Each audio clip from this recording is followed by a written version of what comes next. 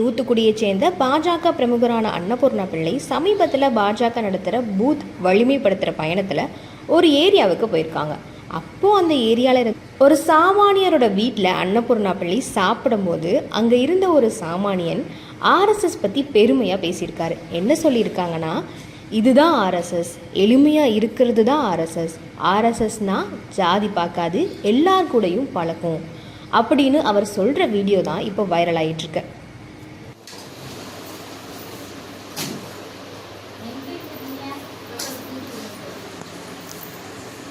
அந்த வீட்டுல வந்து சாப்பாடு